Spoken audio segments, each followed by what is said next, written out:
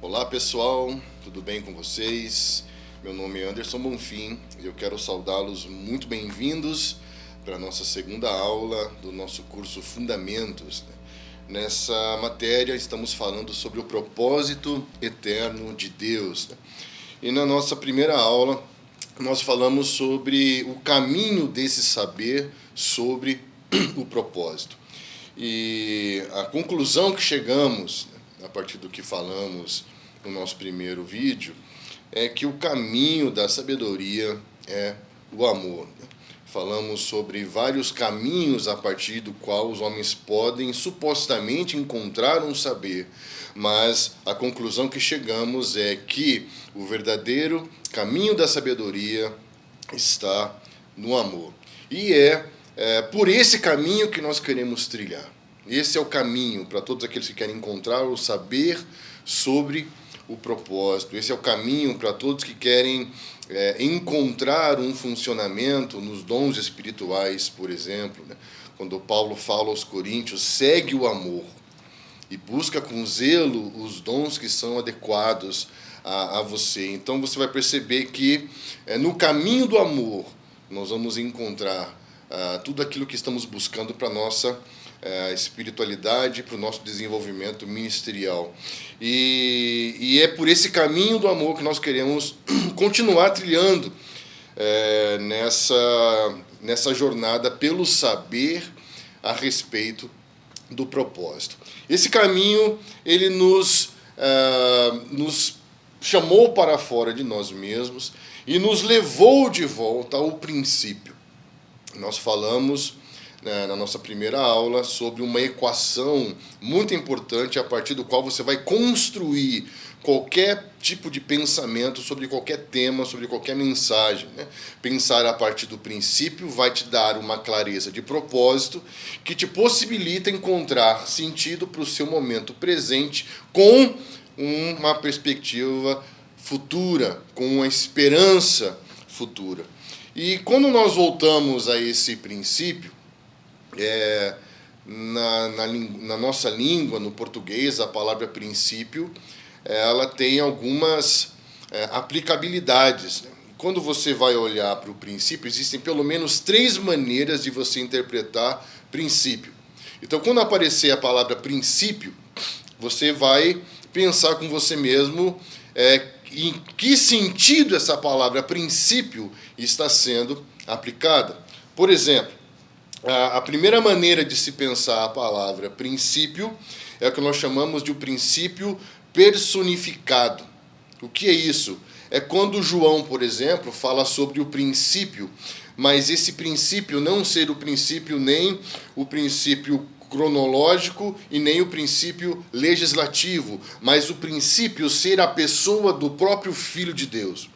Então, o princípio personificado é o princípio da pessoa do próprio Filho de Deus, o verbo a partir do qual todas as coisas foram criadas, o princípio que é uma pessoa, o voltar ao princípio no sentido de se encontrar com a pessoa do Filho de Deus.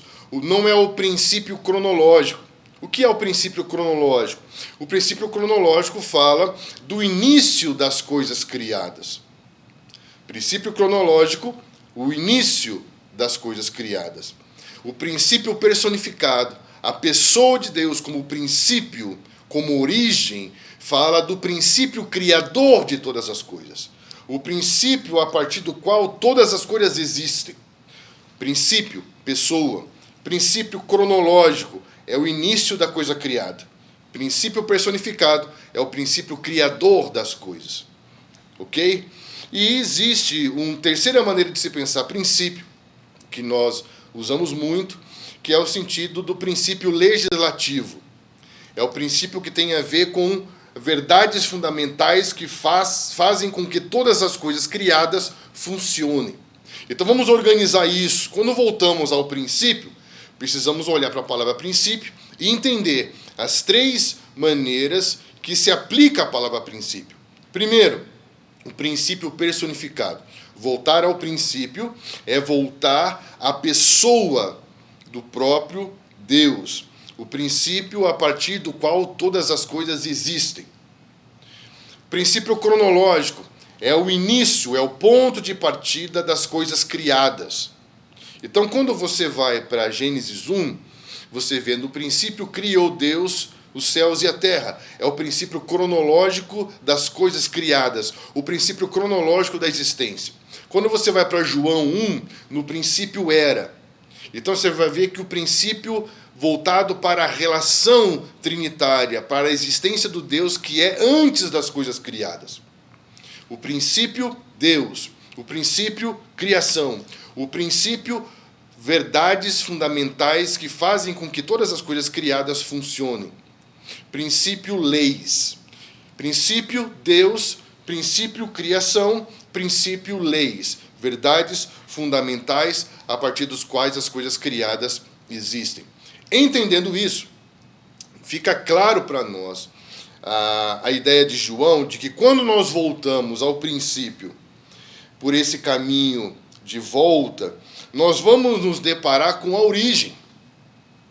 E aí, ao contrário do humanismo, ao contrário do pensamento humanista evolucionista, o princípio não está na coisa criada. O princípio não está na criação autônoma, que naturalmente acontece de forma aleatória, de forma por acaso, sem nenhuma intencionalidade. Quando você entende essa questão do princípio criação e o princípio criador, você vai entender que existe um princípio antes do princípio. Que existe um Deus que é antes da criação. E essa criação existe por causa da existência desse Deus. Então a questão é, Deus é Deus porque criou ou ele criou porque é Deus? Ele criou porque é Deus. Então ele é antes de criar. Então Moisés mostra o início cronológico, João mostra o início originador de todas as coisas. E é aqui que nós queremos chegar, porque isso aqui é extremamente importante, porque vai mudar toda a nossa concepção de mundo. É a base de uma visão de mundo cristã. Então, quando você vai pegar esse caminho de volta ao princípio e encontra ali Deus sendo Deus, o Deus que é incriado, que não foi criado, que é autoexistente, eterno, absoluto. Voltar a um princípio em que existe Deus, absolutamente Deus, antes de qualquer coisa criada. Esse é o verdadeiro princípio. O humanismo vai dizer que o princípio está nas coisas que se formam de forma natural. Por isso que chama a criação de natureza. Porque aconteceu naturalmente. Nós chamamos de criação porque existe um criador antes da criação. Estamos juntos? Então você vai perceber que, voltando ao princípio e encontrando Deus, João vai nos mostrar algo muito poderoso. Que esse Deus, na verdade, ele é uma comunidade de amor.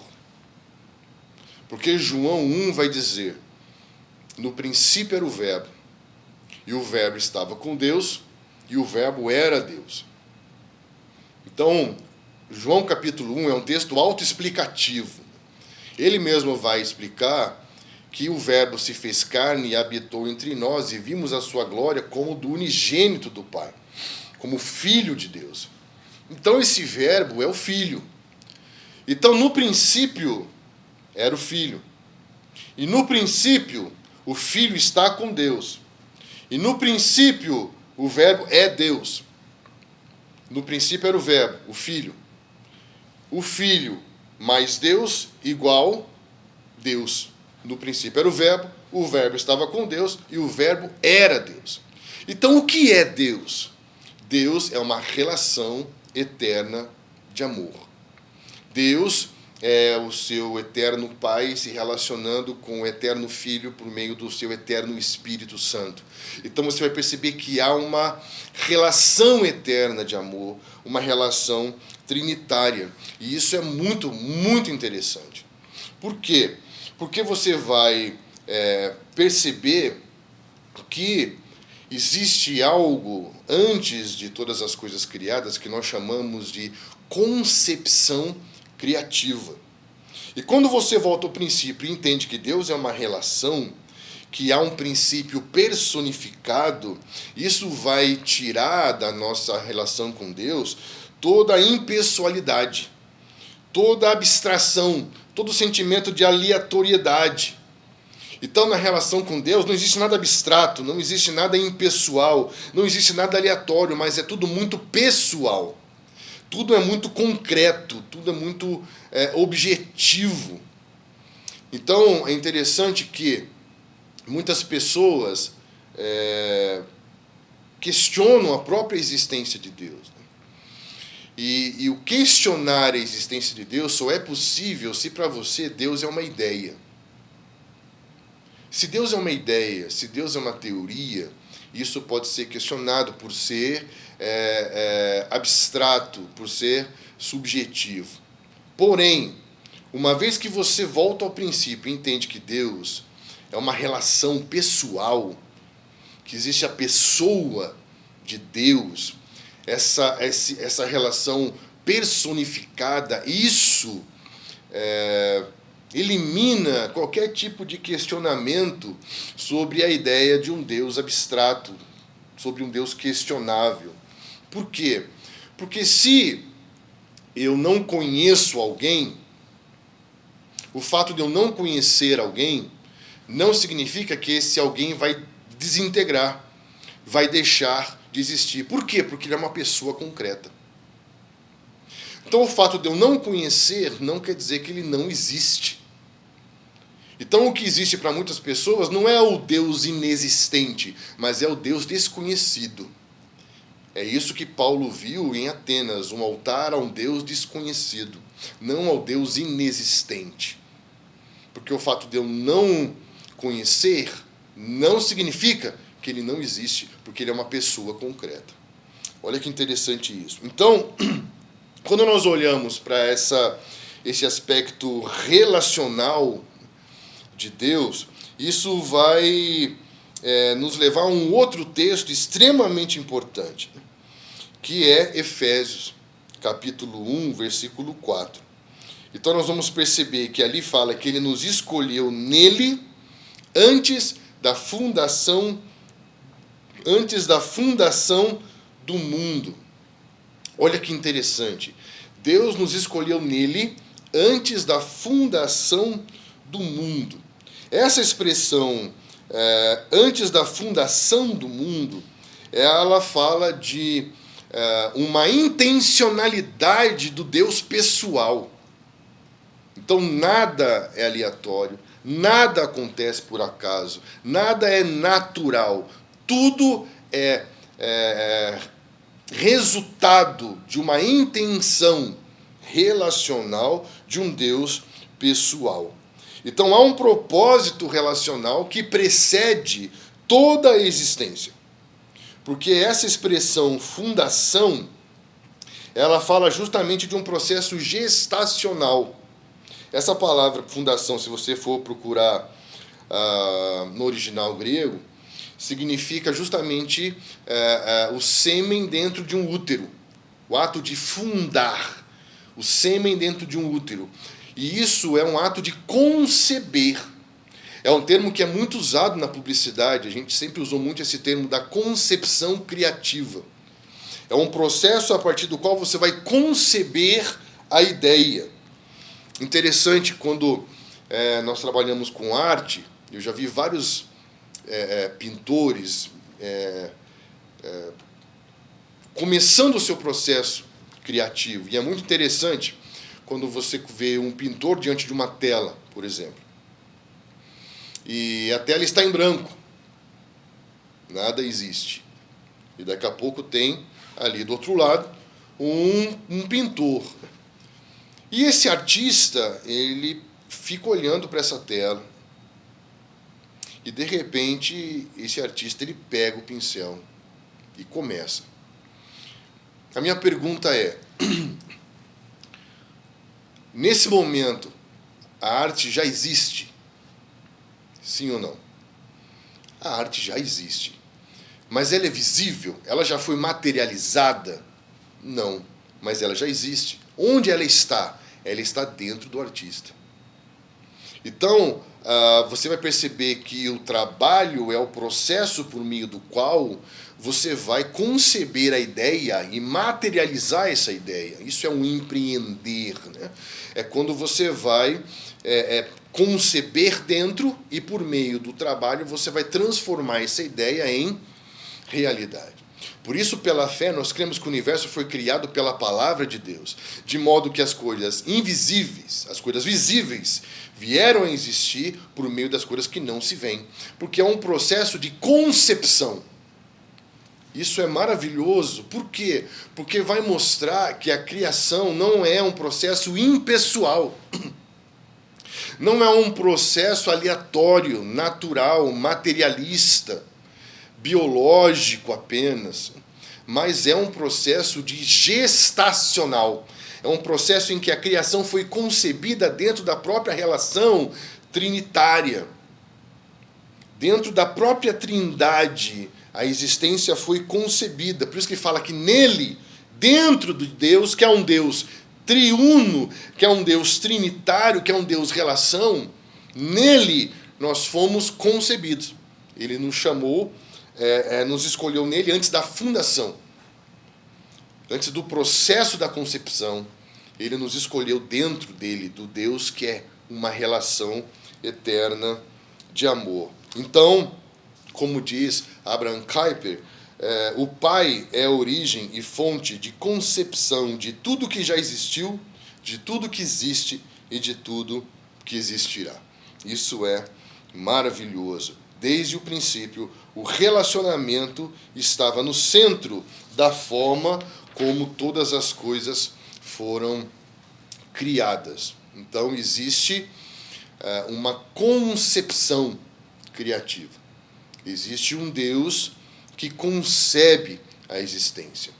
Por exemplo, quando Deus criou o homem, Gênesis fala que ele modelou do barro o homem. E a minha pergunta esse homem passou a existir no momento em que foi modelado? Ou ele passou a existir no momento que dentro dessa relação trinitária se diz façamos? Quando Deus diz façamos, dentro dessa relação de amor eterno, dentro dessa relação trinitária, o homem já passa a existir. Olha que lindo isso. Ele existe dentro de Deus. Por quê? Colossenses 1 fala que nele todas as coisas foram criadas. Dentro de Deus as coisas foram concebidas. O mundo criado, materializado, é um mundo anteriormente concebido dentro de Deus. Isso é lindo.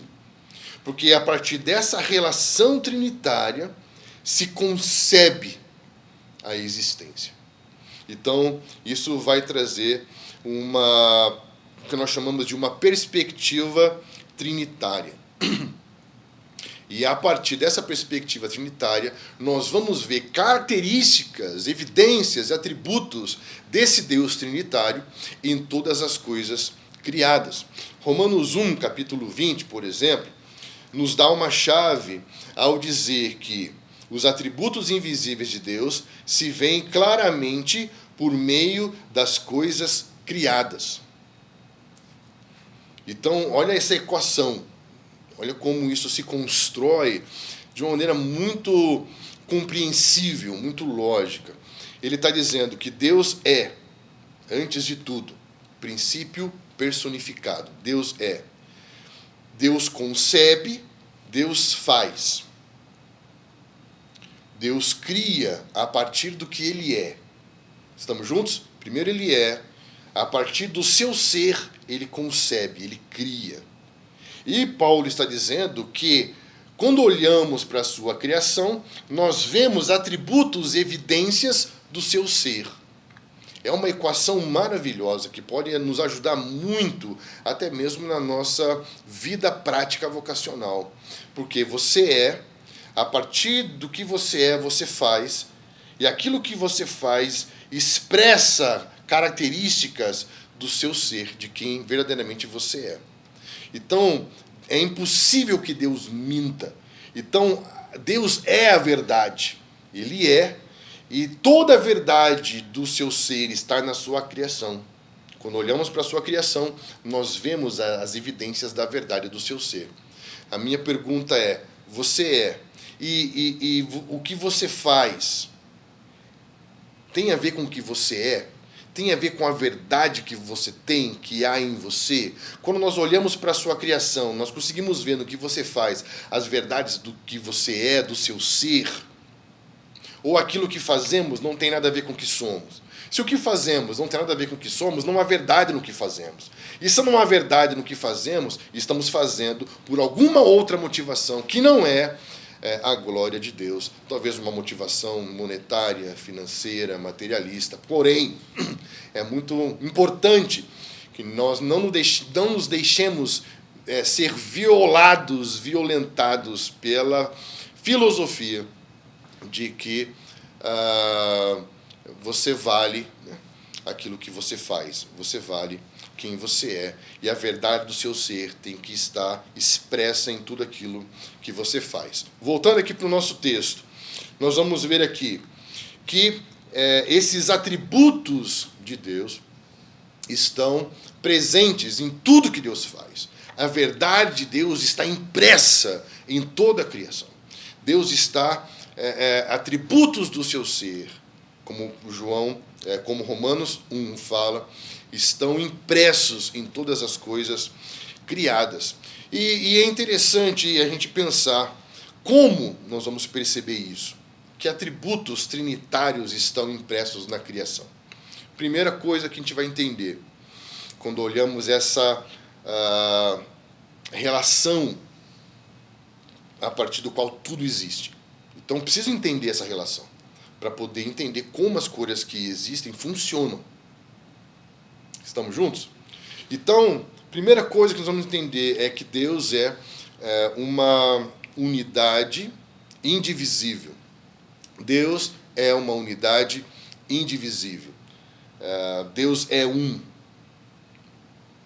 Mas, ao mesmo tempo, Deus é uma diversidade plural. O que é uma diversidade plural? É que Deus é um. Mas dentro dessa unidade indivisível, nós temos três pessoas que são plenamente Deus.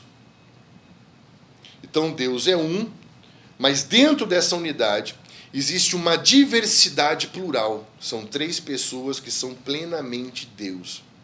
E à medida que essas três pessoas que são plenamente Deus se relacionam, em relacionamento complementar, à medida que elas se relacionam, elas se completam, se complementam e confirmam a sua unidade indivisível. Olha só como há uma dinâmica. Há uma dinâmica. Deus é uma unidade indivisível. Dentro dessa unidade há uma diversidade plural. São três pessoas que, quando se relacionam, se completam, confirmando, provando a sua unidade indivisível. Isso é maravilhoso. Deus é um, que é uma relação que, quando se complementa, confirma sua unidade.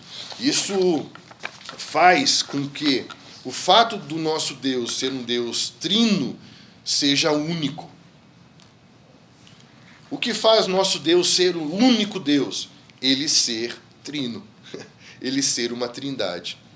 Por quê? Porque ele, sendo uma trindade, faz dele um Deus autossuficiente, um Deus absoluto, um Deus completo. Por que eu estou falando isso? Pensa comigo. Por que outros deuses não podem ser deuses? Porque, por exemplo, se você lê no Alcorão que Alá é Deus, o Alcorão também vai dizer que Alá é amor. Mas se Alá é amor, e amor só é amor quando se ama alguém ou algo, Alá, para ser amor, ele precisa da criação, ele precisa de algo além dele para poder amar. E qualquer um que precisa de algo além de si mesmo para poder amar não pode ser Deus. O fato de Deus ser uma trindade faz com que ele seja o único. Por quê? Porque ele é autossustentável. Por que Deus de fato é amor? Porque existe um Deus Pai eterno que ama eternamente o seu eterno Filho. Ele é amor por ser trindade, ele tem alguém para amar eternamente. Então, Deus não precisa da criação para ser Deus, mas a criação é uma evidência desses atributos do próprio Deus. Isso é maravilhoso, isso é extremamente profundo e nos mostra o quanto a doutrina da Trindade é importante. Quando nós vamos entrar por esse caminho do amor, nós temos que começar a partir dessa relação trinitária. Quando Paulo vai interceder para que os irmãos compreendam o amor, em Efésios capítulo 3, versículo 14, olha lá, você vai perceber que ali nesse texto, Paulo se coloca de joelhos diante da Trindade. Ele se coloca de joelhos diante da Trindade, se apresenta diante do Pai, o progenitor, que assume a paternidade sobre todas as coisas que existem nos céus e na terra. Então ele se coloca diante do Pai, que assume a paternidade sobre todas as coisas que existem nos céus e da terra. E se coloca diante do Espírito Santo, que fortalece o nosso homem interior, e diante de Cristo, o fundamento em quem estamos enraizados, fundamentados em amor. Ele se coloca diante da Trindade para interceder pelos santos. Olha que lindo isso. Então, quando ele tem essa atitude, ele está dizendo que para se pensar amor, eu tenho que voltar ao princípio e pensar o amor a partir da relação trinitária. Primeiro ponto. Segundo ponto, ele vai dizer em Efésios 3,14 que ele vai se colocar diante da Trindade, intercedendo pelos santos, a fim de que, juntamente com todos os santos, possamos compreender as 4 dimensões do amor de Deus. Ele vai falar de altura, largura, comprimento e profundidade. Isso quer dizer, Deus é amor em sua natureza.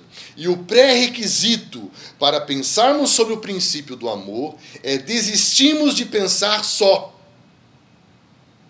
Não tem como pensar amor a partir de si mesmo. Por quê? Porque, voltando ao princípio, o amor é uma relação trinitária.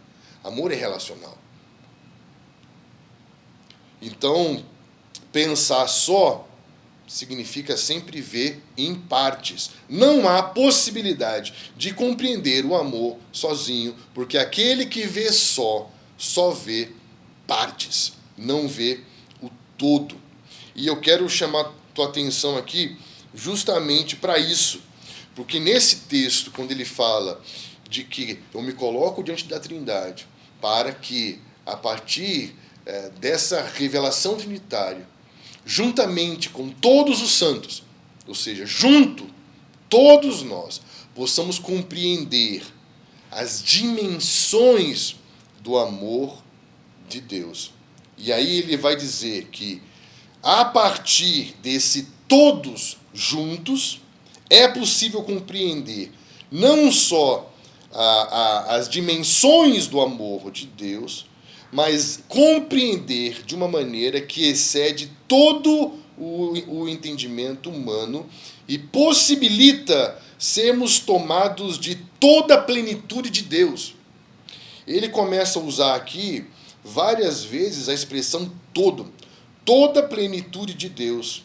O Deus que é poderoso para fazer infinitamente mais do que tudo que pedimos e pensamos, conforme o poder que em nós opera, porque a Ele seja a glória na eternidade por todas as gerações, para todo sempre. Ele vai usar a expressão tudo.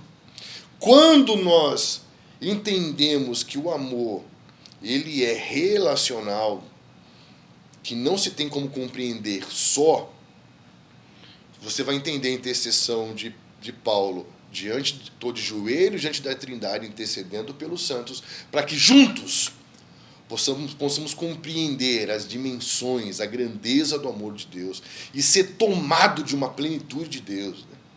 Eu não faço ideia do que isso possa significar. Mas eu sei que é algo que nós só vamos alcançar quando buscarmos juntos. Quando procurarmos compreender juntos, de joelhos diante da Trindade, juntos. Quando nós entendemos que a perspectiva do outro, a perspectiva diferente da minha, pode não ser necessariamente contra a minha, mas que quando nós olhamos juntos a partir dessa busca pelo conhecimento de Deus, que é amor, nós vamos perceber que esse olhar diferente pode ser uma perspectiva diferente sobre a mesma realidade. Saímos da visão de Deus numa tela plana para irmos para uma visão de Deus em 4D. E essa visão em 4D só pode ser alcançada de forma coletiva, corporativa, congregacional, familiar, juntos. Por quê? Porque isso é Deus. Deus é uma relação eterna de amor. E isso vai nos fazer entender até mesmo a origem da humanidade. Vai nos trazer uma perspectiva muito clara sobre a origem do homem e sobre a origem da família. Por quê? Todos nós entendemos o princípio em Gênesis, quando em Gênesis Deus olha para o homem e Deus vê que não é bom que o homem esteja só. Quando Deus olha para o homem e vê que não é bom que o homem esteja só, o que está acontecendo aí? É interessante você entender que Deus viu que não era bom que o homem estivesse só, antes mesmo de o homem perceber que estava só. Quando o homem percebeu que estava só, Deus já tinha visto o homem só. Então Deus sabia que o homem estava só. Então há um processo nisso. Há um processo didático. Há algo a ser entendido a partir desse processo. O quê? Não é bom que o homem esteja só, mas nós podemos olhar aí a partir de uma referência antropocêntrica, a partir do momento do homem, ou nós podemos pensar a partir do princípio Deus. Lembra da primeira aula? Qual é o ponto de referência a partir do qual você vai compreender algo? O homem ou Deus? Não é bom que o homem esteja só. Eu vou compreender isso a partir do homem ou a partir de Deus? Se eu for pensar a partir do homem, não é bom que o homem esteja só. Então quer dizer que o homem está carente, o homem tem uma necessidade. Ok, é uma perspectiva.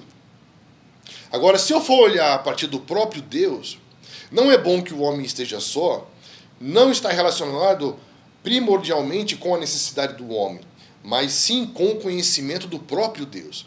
Não é bom que o homem esteja só por causa do homem ou por causa do próprio Deus? Por causa do conhecimento do próprio Deus.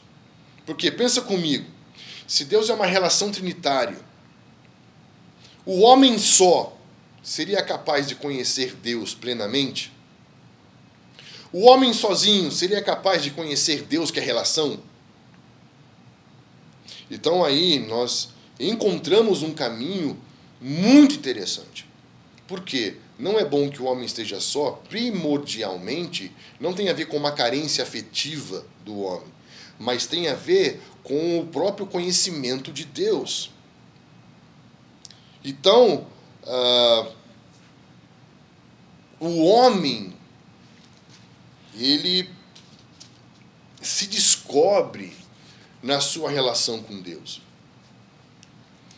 Quando Deus cria o homem, Deus dá ao homem o que nós chamamos de atributos comunicáveis. Existem atributos não comunicáveis, existem atributos comunicáveis. Atributos comunicáveis: amor, bondade, sabedoria, inteligência, justiça, santidade, são atributos do ser de Deus que Deus comunicou ao homem. Olha que generosidade, olha que graça. Ele comunicou atributos do seu ser ao homem para que esse homem tenha capacidade de se relacionar com ele. Sensacional isso, né? Então Deus dá do seu ser ao homem, para que o homem possa se relacionar com Deus. Então Deus comunica do seu ser ao homem para que o homem se relacione com ele. Isso quer dizer que o homem só pode se relacionar com Deus porque o próprio Deus deu ao homem condições para isso. Então, à medida que Deus comunica esses atributos ao homem, o homem vai se descobrindo à medida que se relaciona com Deus. Como que o homem descobre a sua capacidade de amar? Se relacionando com Deus, que é amor. Como que o homem descobre a sua capacidade cognitiva, sua capacidade intelectual, a inteligência de nomear, de dar sentido e significado à criação? Se relacionando com Deus. Então o homem vai se relacionando com Deus e vai se descobrindo. Porém, nós vamos perceber que o homem só, ele é incapaz de conhecer o Deus que é relação. Esse homem, ele é preenchido de Deus. É o homem cheio de Deus. Porém, é necessário que se crie o outro, para que na relação com o outro, ele possa conhecer Deus de uma maneira que jamais conheceria sozinho. Olha que lindo. Então, primeiro ponto importante que vai nos ajudar a entender por que Deus criou a mulher, por que Deus criou o outro, além do indivíduo, é justamente para que na relação com o outro ele possa conhecer Deus de uma maneira que ele não poderia conhecer sozinho. Então, o homem é incapaz de conhecer Deus só. Por isso que as palavras de João vão começar a fazer mais sentido para nós. Ele vai dizer: aquele que não ama seu irmão a quem vê, não pode amar a Deus a quem não vê. Então a minha relação com o outro vai mostrar o quanto eu conheço e o quanto eu posso conhecer do Deus que é relação. Então, isso é muito interessante. A relação com o outro tem como fundamento, razão, propósito primordial o próprio conhecimento de Deus. Quando nós vamos pensar a instituição da família, a relação de marido e mulher, seria muito interessante se nós discipulássemos os nossos filhos nesse sentido, do entender que o casamento não tem a ver apenas com a relação em que eu vou encontrar alguém que me ama, mas que o casamento é uma relação profética, escatológica. Por quê? Porque o casamento vai me levar a ter uma relação com o outro que vai me fazer a mergulhar ou crescer no próprio conhecimento de Deus. Então, eu me relaciono com o outro, na relação com o outro eu consigo conhecer Deus de uma maneira que eu não conhecia antes. E Deus cria o outro e estabelece essa relação de família no sentido de um transbordamento. Olha que lindo isso. Por quê? Porque hoje, quando muitas pessoas pensam em relação matrimonial, dentro da pós-modernidade, que ela é centrada no indivíduo, na privatização daquilo que deveria ser um bem comum, tudo é privado, tudo é voltado para o indivíduo e não mais para o outro, e não mais para Deus, não mais para um propósito transcendente. Você vai perceber que esse homem pós-moderno, ele vai procurar no outro um amor que lhe falta. Então eu vou casar com aquela pessoa porque eu encontrei nela um amor que eu espero encontrar nela um amor que me preenche, ou seja, algo que eu não tenho. Então que ela me supra, que ela me traga contentamento, realização, felicidade. Então a pessoa vai procurar no outro algo que lhe falta. que não tem. E o outro pensa da mesma maneira. Então o homem procura na mulher algo que lhe falta, que lhe preencha. A mulher procura no homem algo que lhe falta, que lhe preencha. Só que pensa comigo, de forma lógica. Se eu estou procurando no outro o que eu não tenho, e se ela está procurando nele o que não tem, o que eles vão encontrar quando se encontrarem, quando se casarem? Absolutamente nada. Um profundo vazio, uma profunda escassez emocional, afetiva, uma pobreza de propósito e de significado. Então você perceber que, na verdade, Deus cria primeiro o homem e depois a mulher. Para quê? Para que o homem seja pleno na relação com Deus. Alguém que não aprendeu a ser feliz na sua relação com Deus não será feliz com o outro. O homem, primeiro, ele é pleno na sua relação com Deus. Não é bom que esteja só. Não quer dizer que esse homem era infeliz. Não quer dizer que esse homem lhe faltava algo dentro dele. Na verdade, o que o homem sente falta é ter alguém com quem compartilhar. Não ter alguém que lhe dê algo. Ou ele sente falta de alguém para dar. Isso é maravilhoso. Por quê? Porque o amor, dentro dessa concepção teológica, bíblica, escritural, ele é generosidade. Nós não podemos confundir amor de Deus com um amor genérico. Por quê? Porque quando o homem não consegue mais viver o padrão de Deus, ele cria o seu próprio. O padrão de Deus é excelente. E você não consegue viver o padrão de Deus sem Deus. Nós só conseguimos amar porque Deus nos amou primeiro. Então eu não consigo amar sem que tenha experimentado o amor de Deus. Porém, o homem criou o seu próprio amor sem Deus. Por não querer precisar de Deus, em nome da autonomia de Deus, o homem criou sua própria maneira de amar. E isso que o homem chama de amor, nós chamamos de concupiscência. 1 João 2,15 fala que o que move o mundo é concupiscência. O que é concupiscência? Concupiscência é desejo sem limite. E esse desejo sem limite vai estar diretamente relacionado com um tipo de amor que nós chamamos de um amor platônico. É aquele amor distante, é o amor que eu não tenho.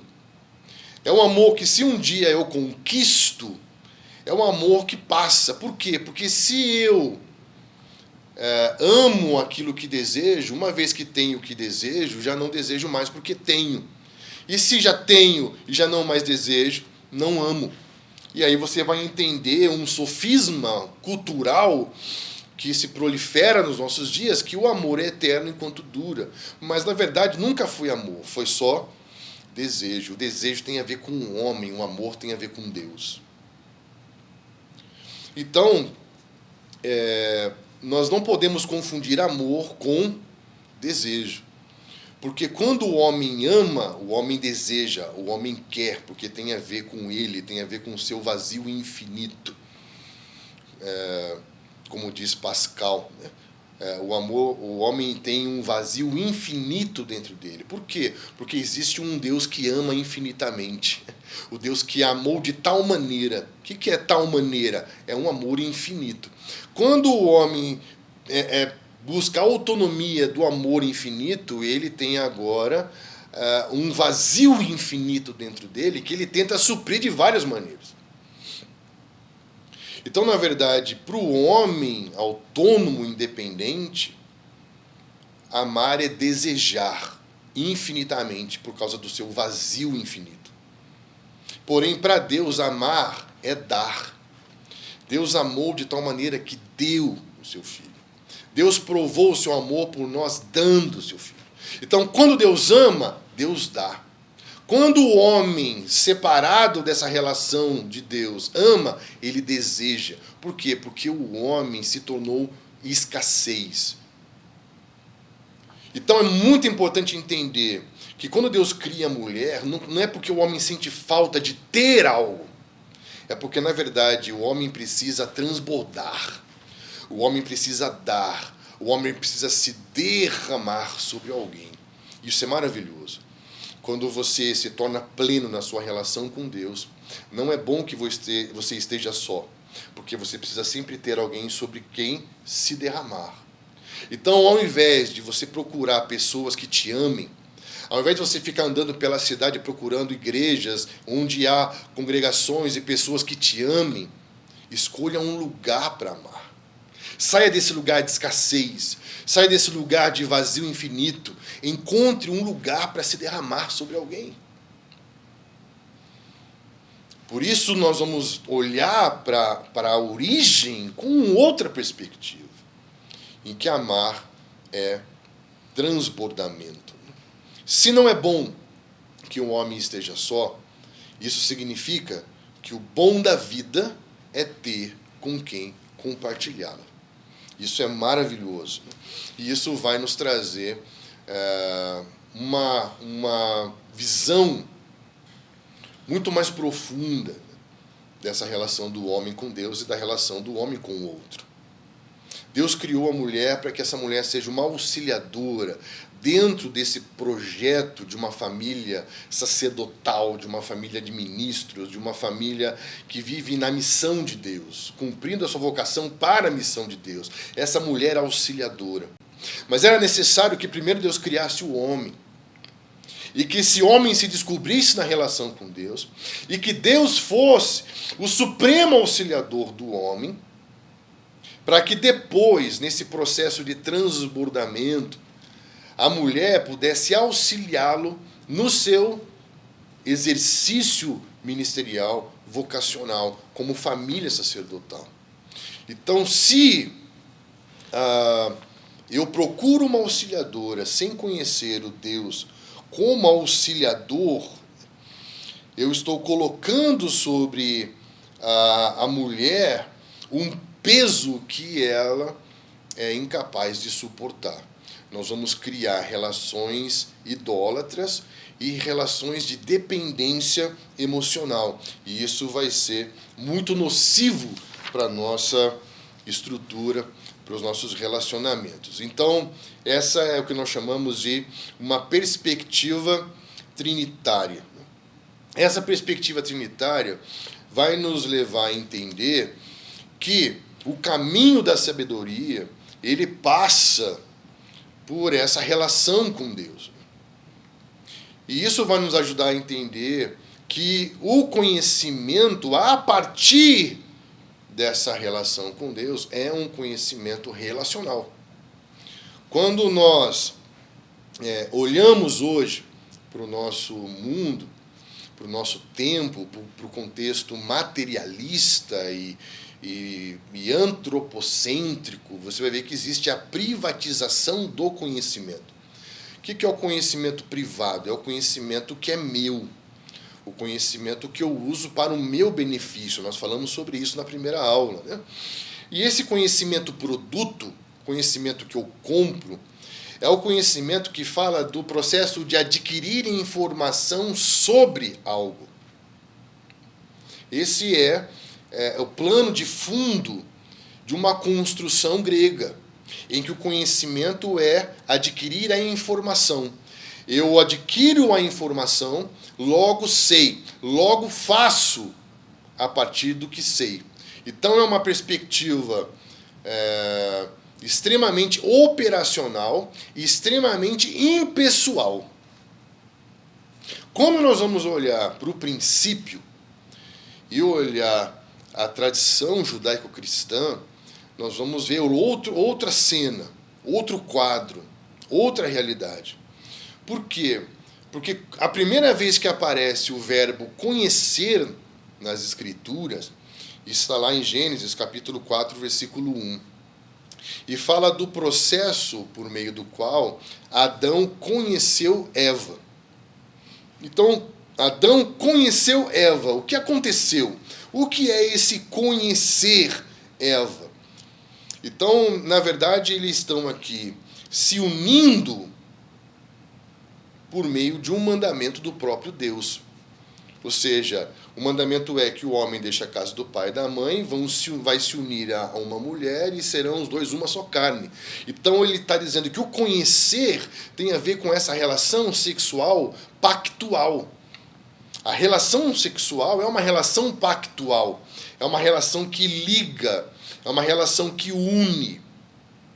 E olha que interessante, que biblicamente o conhecer está associado a uma relação sexual pactual. Por quê? Porque nessa relação, nesse tipo de relação, eu não apenas sei algo sobre, mas é um saber diferente, porque é um conhecimento que vai me unir a. É um conhecimento que vai fazer com que eu seja um com o conhecido. É um conhecimento pessoal, é um conhecimento pactual, é um conhecimento relacional e não um conhecimento impessoal. Não o conhecimento que tem a ver com a informação, mas é o conhecimento que tem a ver com o relacionamento. Aí você pode dizer, não, mas isso é coisa do Antigo Testamento. Mas quando você vai para Mateus capítulo 1, versículo 25, segundo a narrativa ali de Mateus, vai dizer que José não conheceu Maria enquanto não nasceu Jesus. O que ele está dizendo ali? Está dizendo que, que José não teve uma relação pactual com Maria enquanto não nasceu Jesus. E ali está falando de conhecer. Então, olha que interessante isso. David Nagel, que é um filósofo cristão muito, muito interessante, para quem quer trilhar por esse caminho, tem um livro que eu recomendo aqui dele, que é o livro Filosofia, um guia para iniciantes. Né?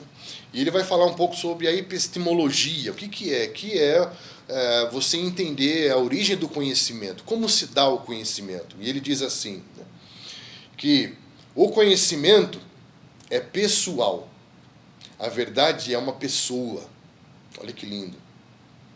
E o conhecimento da verdade significa conhecer uma pessoa, portanto, é pessoal. O conhecimento é relacional. Entramos intimamente no relacionamento com Deus. Pessoas, lugares e coisas que desejamos compreender. Curiosamente, as palavras hebraicas e gregas para designar o conhecimento, iada e gnosco, são usadas como eufemismo na estrutura para relacionamento sexual. Com base nisso, podemos afirmar que o conhecimento é relacional, também caracterizado por amor, cuidado e responsabilidade. O conhecimento é pactual. Sensacional, né? Então, a partir de que perspectiva nós queremos conhecer? Por exemplo, vamos imaginar que você conhece alguém, que tem alguém que você admira nas redes sociais e você segue aquela pessoa nas redes sociais e você sabe, você pesquisa, você sabe onde aquela pessoa nasceu, onde ela mora, com quem ela é casada, o que ela faz, onde ela está, o que ela fala, você sabe tudo sobre aquela pessoa. E de repente você está andando pelas ruas da cidade e você vê aquela pessoa andando ali próximo de você. Minha pergunta, qual vai ser a sua reação? Você vai chegar, você vai abraçar aquela pessoa e vai dizer, ô meu amigo, quanto tempo? Não. Mas você não sabe tudo sobre ela? Sim. Mas você a conhece? Não. Porque adquirir informação sobre não é sinônimo de conhecimento. Estamos falando aqui de um caminho de um saber que vai nos levar até Deus e vai nos mostrar que o conhecimento, o verdadeiro conhecimento é relacional. Não tem a ver com o quanto eu sei sobre, mas tem a ver com o quanto eu me relaciono com. Olhando por essa perspectiva, nós vamos entender que o amor compromete muito mais do que nós imaginamos. É por isso que Paulo, quando vai escrever aos Coríntios, ele vai dizer que assim como um homem, quando se une a uma mulher, se torna uma só carne, quando nós nos unimos ao Senhor, nos tornamos um só espírito com Ele. Olha aí, como ele vai associar essa questão da relação pactual com o conhecimento de Deus. Olha como é lindo isso e como confirma essa construção que nós estamos fazendo aqui juntos. Então, esse conhecer relacional, esse conhecer que tem a ver com me unir a, é muito mais comprometedor do que simplesmente saber sobre. Só que saber sobre não me faz conhecer. E aqui nós estamos numa encruzilhada e precisamos entender que caminho vamos trilhar. Quando nós olhamos para o mandamento que Deus dá ao homem sobre o matrimônio, e que esse matrimônio tem a relação pactual, a relação sexual que une, ali há uma equação muito poderosa que vai nos ajudar a entender essa proposta do conhecimento relacional. Pensa comigo. Deus diz que o homem deixará a casa do pai e da mãe. Na casa do pai e da mãe, esse homem é filho. Ele é menino, né? Então filho. Ele vai se unir a uma mulher. Então pensa comigo. Vamos chamar esse menino, o filho, que agora está virando homem, de elemento A. Estamos juntos? Elemento A. E ele vai se unir a uma mulher. A mulher é o elemento B. E a Bíblia fala que quando o homem se une a uma mulher, se tornam uma só carne, que nós vamos chamar de elemento C. Ou seja, o homem, quando conhece, ele vai se tornar um elemento C. Por quê? Porque aqui ele não é mais filho, elemento A. Agora aqui ele é marido. No elemento A, tinha uma mulher que cuidava dele, a mãe, filho. No elemento C, agora ele é homem que tem que cuidar de uma mulher. Olha só, como conhecer compromete. Por quê? Quando eu conheço, eu já não vou ser mais quem eu era antes. E não só isso. Agora eu vou ter que assumir responsabilidade por aquilo que me tornei. Por isso que Paulo vai dizer que a quem muito foi dado conhecimento, a muito será cobrado. Por quê? Porque quando eu conheço, esse conhecer é relação, me uniu a algo, me uniu a uma realidade. E já não sou mais quem eu era, não tem como ser mais quem eu era, porque eu conheci. Quem conhece de verdade já não é mais quem era. E quando eu não sou mais quem eu era, agora eu tenho que assumir responsabilidade por aquilo que eu conheci, por aquilo que eu me tornei. Isso é um conselho muito poderoso para os nossos jovens, né? Por quê? Porque muitos querem ter esse conhecimento baseado, por exemplo, na relação sexual, mas não querem assumir responsabilidade que esse conhecimento traz, que é ser marido, que é cuidar. Então eu quero adquirir o conhecimento, mas eu quero continuar sendo quem eu sempre fui. Não tem como. Biblicamente, não tem como. Quem permanece sendo o que sempre foi, nunca conheceu. Porque o conhecimento é relacional, o conhecimento é pactual. O conhecimento é algo muito poderoso que pode mudar a nossa vida para sempre. E é esse caminho que nós estamos propondo, o caminho do conhecimento de Deus, que tem a ver com essa estrutura relacional. O que acontece? O que acontece é que o homem, ele foi criado para se relacionar com Deus. Estamos juntos? Então esse homem vive numa dinâmica totalmente relacional. Deus é relação. Presta atenção. Deus é relação. Essa é uma verdade que nós já construímos aqui. Sempre que você quiser entender por que Deus faz algo do jeito que Ele faz, basta você pensar e observar Deus e ver como Ele é. Lembra o que a gente falou? Ele é e Ele faz. Toda a verdade dele se vê claramente na sua obra criada. Então, se Deus é relação, se a existência foi concebida a partir dessa relação, para que todas as coisas existem? Presta atenção. Se Deus é relação, se todas as coisas foram criadas e concebidas a partir dessa relação, para que todas essas coisas criadas existem? Todas as coisas criadas existem para que se relacionem com Deus Criador. Deus é relação, todas as coisas foram concebidas a partir dessa relação trinitária para que todas essas coisas se relacionem com Ele. Porque esse é o DNA do universo. Nós vivemos no universo relacional, em que tudo se relaciona. Quando Deus cria, Ele cria dentro de uma unidade indivisível, céus e terra. Há uma diversidade plural, céus, água, terra. E quando tudo isso se relaciona, se completa, o céu, a lua que está no céu, diz para a água até onde ela vai com relação à terra, tudo no universo se relaciona. Não existe nada no universo que diga eu não preciso de nada nem ninguém para que eu exista. Porque o sentido da existência está nessa relação com o outro. Isso é maravilhoso. Né? Isso é sensacional. Você vai ver essa relação trinitária até mesmo nessa constituição familiar que nós estamos falando.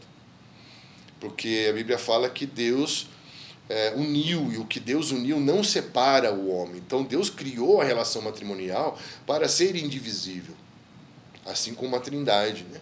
Porém, são duas pessoas completamente diferentes, pluralidade, que se relacionam. Quando se relacionam, se unem. E quando se unem, confirmam a sua unidade. Olha que lindo. Olha como existe a essência de Deus revelada na instituição da própria família, do casamento. Então, toda a nossa percepção ela tem que ser relacional. Então, o homem foi criado para se relacionar com Deus. O homem se descobre na sua identidade a partir da relação com Deus. O seu desenvolvimento vocacional é desenvolvido a partir da relação com Deus. Por quê? Porque Gênesis fala que primeiro Deus cultiva o jardim na região do Éden. E depois ele coloca o homem para que cultive o jardim plantado por Deus. Olha que lindo. Nós chamamos isso de cocriação. O que é cocriação? É o processo criativo compartilhado. Deus planta, o homem cultiva. Deus dá forma, o homem dá nome. Isso é sensacional. Dar nome à forma criada é criar, tanto quanto dar forma. Então esse processo criativo, ele é compartilhado, ele é relacional. Não tem como o homem desenvolver a sua vocação sozinho. Ele vai desenvolver a sua vocação a partir da relação com Deus. Tudo acontece a partir da relação com Deus. Para servir e abençoar a relação com o outro. O homem se relaciona com Deus, o homem se relaciona com o outro, o homem se relaciona com a criação. Existe o que nós chamamos de um mandato espiritual. O homem com capacidade de se relacionar espiritualmente com Deus. O mandato social, o homem com capacidade de se relacionar com o outro. E o mandato cultural, criativo, com a capacidade de se relacionar com a criação, com a terra. Deus cria o tomate, o homem criou a pizza. Isso é produzir cultura. É quando você começa a se relacionar com o criado e produzir cultura. Isso é maravilhoso. O homem tem essa capacidade de se relacionar de maneira produtiva. E é muito importante que você entenda algo. Né? O homem primeiro se relaciona com Deus. Primeiro se descobre na relação com Deus. E depois ele começa a cultivar, a fazer algo de maneira vocacional a partir da relação com Deus. A relação com Deus é primordial. Eu me descubro na relação com Deus. Eu sei quem eu sou a partir da relação com Deus. E aí eu faço. Por quê? Porque essa é a equação bíblica. Deus é, Deus faz e revela o que Ele é no que Ele faz. O homem se relaciona com Deus, se descobre quem é, suas habilidades, e aí ele exerce sua vocação e expressa toda a verdade dele, de Deus, naquilo que ele faz. E aí, o que acontece? Entra em um processo em que o homem vai ser colocado à prova. e o homem vai ter que decidir se ele vai desenvolver a sua vida a partir da relação com Deus ou a partir da autonomia da relação com Deus. Existe hoje uma tendência satânica, infernal, impessoal. O que nós estamos vivendo hoje é algo que é um golpe muito forte contra a humanidade. Porque o isolamento nada mais é do que a quebra de algo que representa a essência da própria humanidade, que é se relacionar. E você vai perceber que a serpente, quando ela surge, ela vem com uma voz dizendo que as relações não são importantes. Que a relação com o outro não é importante. Que a relação com Deus não é importante. Alguém vai dizer que a vida congregacional não é essencial. Não é importante o congregar. Não é importante estar com o outro. Não é importante as relações da vida da igreja. Isso tem uma sutileza satânica que não é nova. Porque no Éden, uma voz diz que a relação com Deus não é tão importante. Assim como o Faraó, quando Moisés foi dizer para Faraó, deixa o meu povo ir, para que me encontre no deserto, para que me celebre, para que cultue, para que se relacione comigo no deserto. O Faraó vai dizer, mas se você tem tempo para orar, então eu vou dar mais trabalho para você. Porque dentro dessa estrutura faraônica, babilônica, espiritualidade, relacionamento com Deus, não é importante. E a serpente vai dizer, presta atenção, o homem primeiro é, e depois a partir da consciência de quem ele é, ele faz. A serpente vem e inverte a lógica. E ela vai lançar uma nova filosofia de vida. Ela vai dizer, se você comer da árvore do conhecimento do bem e do mal, que o comer é um verbo, o verbo é uma ação, se você fizer, você será como Deus. Presta atenção. Se você fizer, você será. Percebe a diferença? Gênesis fala, ele é, e por saber quem é, faz. A serpente vem, faz e prove que você é. Por quê? Porque aí ela tira o homem desse lugar do relacionamento com Deus. Eu não preciso da relação com Deus para saber quem eu sou e assim fazer algo que glorifique Deus. Eu faço e provo que eu sou, independente de Deus. Ser como Deus não é tirar Deus do lugar de Deus, mas é você criar para você um lugar que não precise dele. É você acreditar que é possível criar para você um lugar que não precise de Deus. A serpente vem e cria o que nós chamamos de uma mentalidade operacional, uma mentalidade operária, que faz para ser, que faz para provar que é, em que o valor está no que você faz. Por quê? Eu faço. Faço para quê? Faço para ter. E se tenho, sou. Porque o valor está no que você faz, logo no que você tem.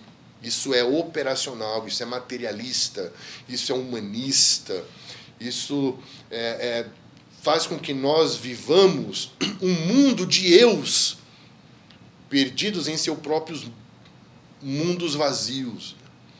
Cada um por si e Deus por todos. Então a serpente, ela vem justamente para afetar esse ponto-chave da relação do homem com Deus. E gerar essa coisa operacional. Nós falamos sobre isso na semana passada. Quando alguém pergunta quem é você, você responde o que você faz. E não quem você é e as relações formadoras que constituem quem você é. Por isso que sempre quando eu vou chegar num lugar eu falo quem eu sou, com quem eu sou casado, de quem eu sou pai. Por quê? Porque o que sou por causa dessas relações. As nossas relações nos formam, nos constituem, assim como a nossa relação com Deus. E olha que interessante. o homem, ele ouve essa voz, nós falamos sobre isso semana passada, uma ideia personificada.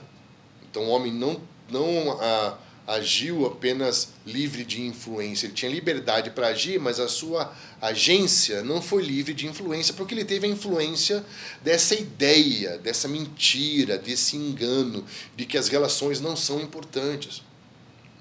Uma vez eu ouvi alguém dizer, nós estamos aqui para trabalhar e não para nos relacionar, para fazer amigos. Então esse não é o reino de Deus, porque o reino de Deus é um reino de amigos. É uma família, é uma casa de família. A igreja é uma família. Então, isso é muito importante, nós não podemos nos deixar ser afetados nesse ponto, porque hoje, mais do que nunca, isso está sendo colocado à prova. Quando a serpente interfere nessa relação com Deus, não quer dizer que a serpente tenha a intenção de construir relação. Por quê? Como nós já falamos um pouco sobre isso aqui, mas é bom nós relembrarmos, né, às vezes, para irmos conectando as peças, as partes, e vemos o quadro geral. Quando, em João 15, Jesus diz para os seus discípulos, não chamo mais vocês de servo, porque o servo não sabe, lembra? Ele chama os discípulos de amigos. Né? E é interessante que ali a palavra amigos, ela está muito relacionada, principalmente no livro do C.S. Lewis, sobre os 4 amores, né? É um livro que eu recomendo para você. Ele vai associar ali o amor filéu com o amor de confiança. Então, quando você chama alguém de amigo, é alguém não só em que você confia nele, mas que você confia algo de você a ele. Confio em você, porque confio uma verdade minha a você. Então, essa relação de amigo, Jesus fala, eu te chamo de amigo. Por quê? Porque eu faço você conhecer tudo aquilo que eu ouço do meu Pai. Então ele está entregando uma verdade dele aos discípulos. Por isso há uma amizade. Ele confia porque ele confia algo de Deus a eles. Logo, não se constrói relação de amor sem que se entregue verdade. Eu entrego da minha verdade a alguém entrega da verdade dele a mim, e se constrói uma relação de amizade, de confiança, de amor. Quando a serpente se comunica com Eva e interfere na relação do homem com Deus, não quer dizer que essa serpente tenha a intenção de construir uma relação. Por quê? Porque João capítulo 8 vai dizer que o diabo é o pai da mentira, que nele não há verdade e que ele mente desde o princípio.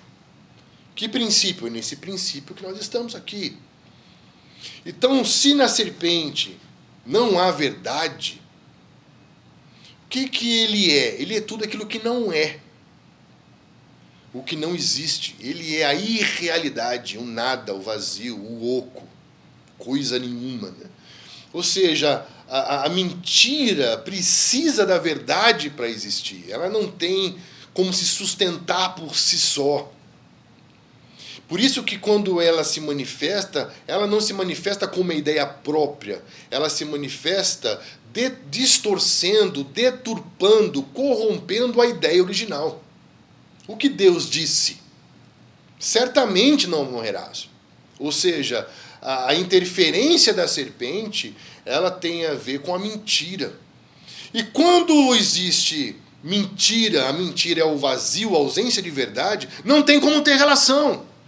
Não tem como construir uma relação se eu não tenho verdade para te dar. Logo, entende-se que a serpente não tem nenhuma intenção de ter relação com o homem, apenas a intenção de se colocar entre a relação do homem com Deus. A mentira não constrói relações, a mentira se coloca entre as relações.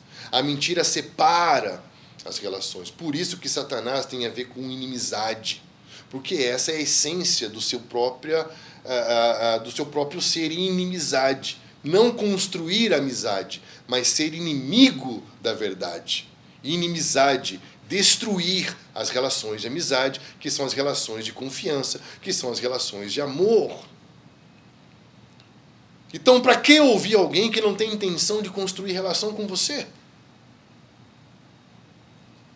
Quando o homem ouve, a sua lógica muda. Esse homem já não é mais um ser essencialmente irrelacional, mas ele agora se torna operacional. Ele faz para ser. Ele faz para provar que é. Por isso que Jesus, quando ele é tentado no deserto, Satanás, que é a inimizade, ele vai tentar atuar justamente na mesma área, tentando afetar a relação do Filho de Deus, a relação do Filho de Deus com o Pai. Por isso que o Pai diz: Tu és o meu Filho amado, em quem me comprazo. Essa é a verdade de Deus. A mentira vem. Se você é quem você é, então transforma a pedra em pão, pula do pináculo do templo. Ou seja, está colocando em xeque. Faça e prove que é. Porque essa é a lógica do homem que não vive a partir dessa relação primordial com Deus. Então, a partir dessa lógica, o que fazer, como fazer, passou a ser mais importante do que quem está fazendo, do que o aspecto relacional a partir do qual nós fazemos as coisas. E isso deve mudar nossa maneira de ver o trabalho, nossa maneira de ver a vida. Isso vai trazer uma nova cosmovisão, né? Nós vamos entender que não trabalhamos por resultados apenas, mas trabalhamos por relacionamentos. Que o trabalho não é o fim, mas é o meio pelo qual entendemos o princípio e o fim de todas as coisas. Lembra? Deus trabalhou, mas o trabalho não é o fim. O trabalho é um meio. O meio a partir do qual Deus, que é relação, cria para se relacionar com a sua obra criada. É um meio, o trabalho é um meio. Nós não podemos ser apenas operacionais, trabalhar apenas com resultados. Temos que entender que a base é relacional e a finalidade tem que ser relacional. A origem relacional. Por que faço? A partir da minha relação com Deus. Para que faço? Para glorificar a Deus e para abençoar o outro. Estão entendendo? A origem do que faço é a relação com Deus. A finalidade do que faço é a relação com Deus e a relação com o outro. Então, o aspecto relacional se torna origem e se torna a finalidade daquilo que estamos fazendo. Quando priorizamos resultados, comprometemos as relações. E isso vai nos mostrar um certo tipo de orfandade. Por quê? Porque a orfandade, ela é individualista e a orfandade, ela tem um anseio por desempenho. Porque eu preciso provar que sou alguém. Eu preciso provar que tenho valor. E alguém que está fazendo sempre algo para provar que está provando que não sabe quem é. Quem sabe quem é em Deus simplesmente faz. Simplesmente flui. Não tem essa crise, não tem essa tensão, não precisa de aprovação. Não precisa fazer algo contra o outro para valorizar a si mesmo. Não precisa adulterar. O mandamento de não adulterar não tem a ver apenas com a relação matrimonial, mas tem a ver com não adulterar a essência das relações serem utilitárias, de cobiçar o que o outro tem, não só a mulher do outro, mas o dom do outro, a espiritualidade do outro, a capacidade do outro. Isso tudo fala de um coração órfão, que precisa reencontrar o sentido da vida nessa relação primordial com Deus. O verdadeiro sentido do relacionamento cristão não está no resultado do trabalho, mas o sentido do trabalho está em alcançarmos melhores resultados nos relacionamentos. Então, o verdadeiro sentido do relacionamento não está no trabalho, mas o sentido do trabalho está melhorar os nossos relacionamentos. Nós não podemos ser como Moisés no início da sua jornada, né? Moisés era muito bom de trabalho e muito ruim de relacionamento. E nós temos que resgatar essa essência relacional em tudo o que fazemos. Não nos relacionamos por interesse em resultado no trabalho, mas procuramos entender como o nosso trabalho pode ser o melhor meio para nos relacionar com as pessoas. Eu me lembro sempre da relação de Jesus com Pedro. Quando Pedro estava pescando e teve um dia muito difícil, como muitos brasileiros, né? Trabalhou o dia todo, trabalhou muito e ganhou muito pouco. E Jesus, quando chega naquele cenário, tinha uma multidão vindo atrás dele, e ele fala para Pedro: Pedro, me empresta o seu barco. E eu quero que você pense só nesse detalhe. Tem muitas coisas lindas para falar sobre essa passagem, mas só pense nisso. Porque é essa mudança de chave que eu acredito que nós temos que ter. Por quê? Porque para Pedro, aquele barco era o seu trabalho. Era o seu meio de subsistência pessoal. E isso estava levando ele a um lugar de limitação, um lugar de escassez. Quando Jesus pede o barco, para Jesus, o barco é uma plataforma através do qual ele pode se comunicar com uma multidão de gente que estava ouvindo. Estão entendendo? Pedro olha para o barco e vê uma coisa. Jesus olha para o barco e vê outra. Pedro olha para o barco e fala: é o meu trabalho, meu dinheiro, meu recurso. Jesus olha para o barco e fala: isso aqui é uma ótima plataforma para que eu possa me conectar com um mundo de gente. Então, quando você vai empreender, quando você vai trabalhar porque você precisa de recursos para pagar conta, ou você vai trabalhar porque você encontrou um meio em Deus de cumprir a missão de se conectar com um mundo de gente. São perspectivas diferentes. Você ter esse olhar relacional muda tudo. Muda até mesmo a maneira de você conjugar a vida. Eu fico muito incomodado quando eu vejo pessoas falando: eu fui, e eu fiz, e eu estava, e eu falei. Se Deus, que é Deus, quando faz, diz façamos, quem somos nós para dizer eu fiz? Se hoje não estamos mais só e temos o Espírito Santo em nós, já não sou mais eu quem faço, mas o Cristo que vive em mim por meio do seu Espírito. Logo, já não sou mais eu, mas somos nós. Nós fomos, nós falamos. Temos que aprender a conjugar a vida a partir dessa perspectiva relacional, dessa perspectiva trinitária. Vai mudar completamente a nossa história, vai mudar completamente a nossa maneira de se relacionar com as pessoas, desconstruir essa filosofia que foi plantada na humanidade pela serpente. Um exemplo claro dessa involução, dessa decadência relacional da humanidade é que, no primeiro momento, você vai perceber que o homem, em Adão, ele perde esse lugar, o ambiente da relação com Deus. Ele é tirado para fora do jardim. O seu filho, a segunda geração, ele perde a relação com o próximo. Estão entendendo? Adão se separa da relação com Deus. Caim se separa da relação com o próximo. Deus pergunta para ele: onde está o seu irmão? E ele responde: por um acaso sou responsável pelo meu irmão? Estão entendendo? Um homem que se sente não responsável pelo seu próximo é um homem que já está separado de Deus. E isso é muito comum. Essa filosofia impessoal, operacional, que você vale o que você faz e não quem você é, isso está tão presente que muitos irmãos estão repetindo a fala de Caim. Por acaso eu sou responsável pelo meu irmão? Quando não me sinto mais responsável pelo meu próximo, já não me importo mais com a minha relação com Deus. É um sinal de que já estou afetado na minha relação com Deus. A primeira geração perdeu a presença de Deus. E a segunda geração perdeu a presença do próximo.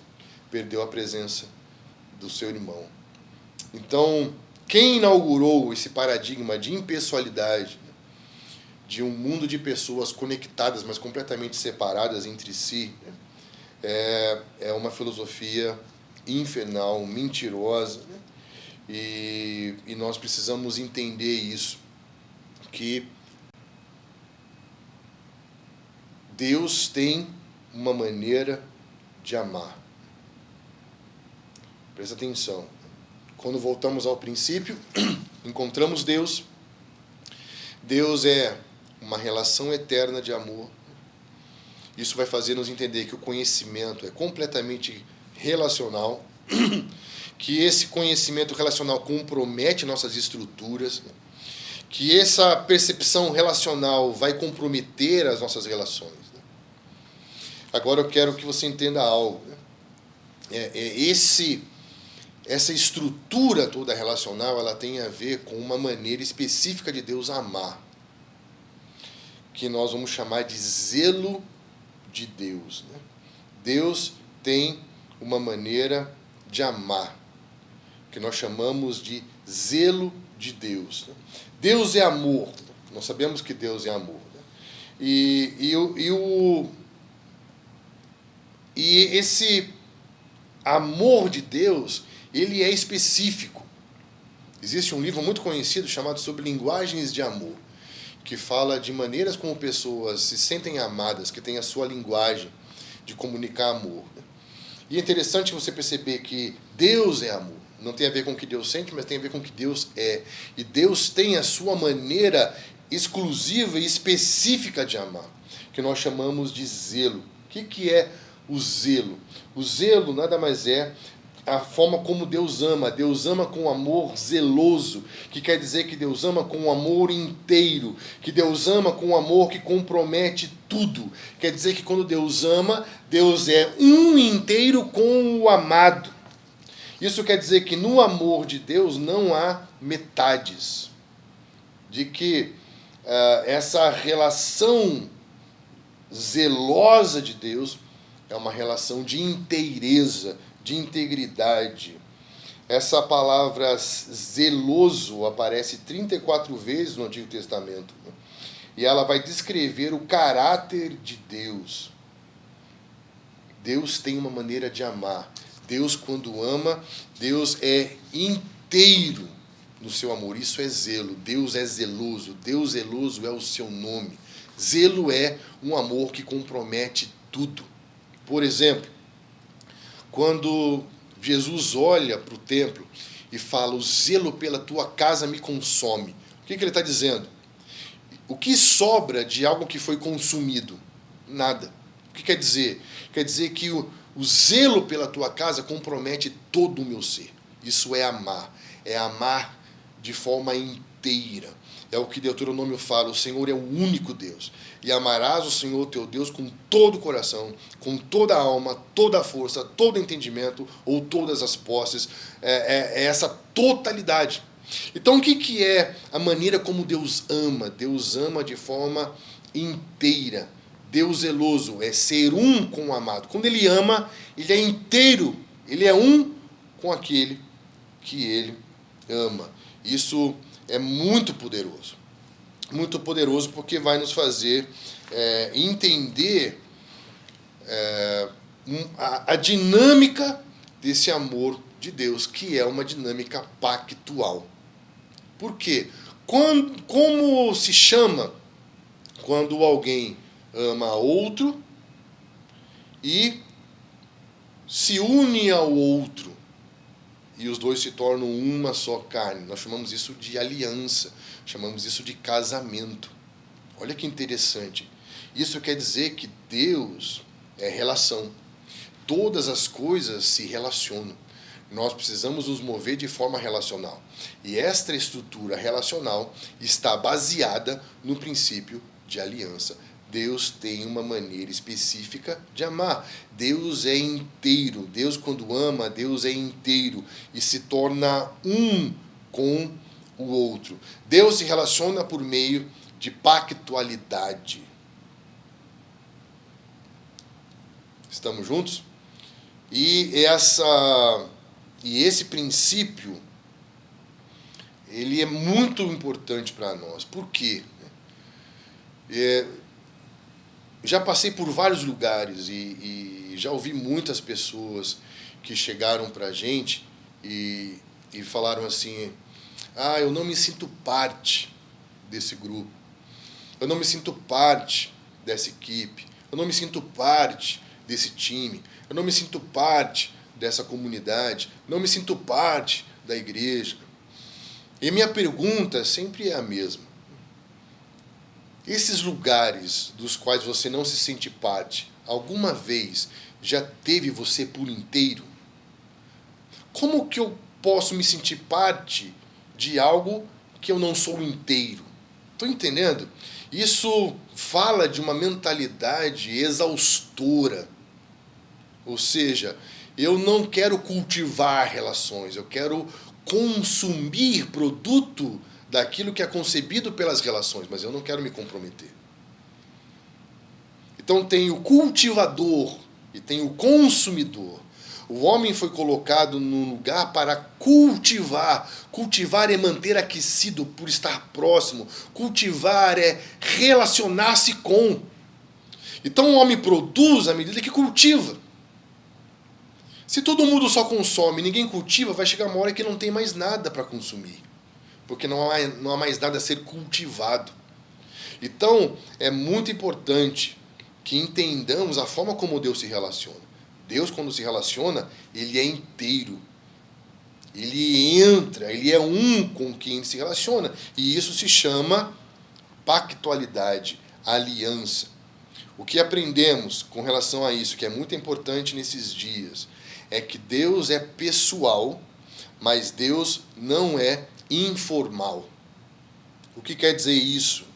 Que desde o princípio, Deus é pessoal. Deus se relaciona de forma pessoal.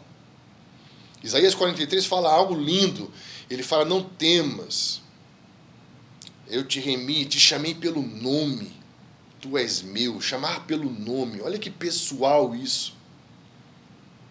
Então Deus é extremamente pessoal, extremamente relacional, mas isso não significa que Deus é informal.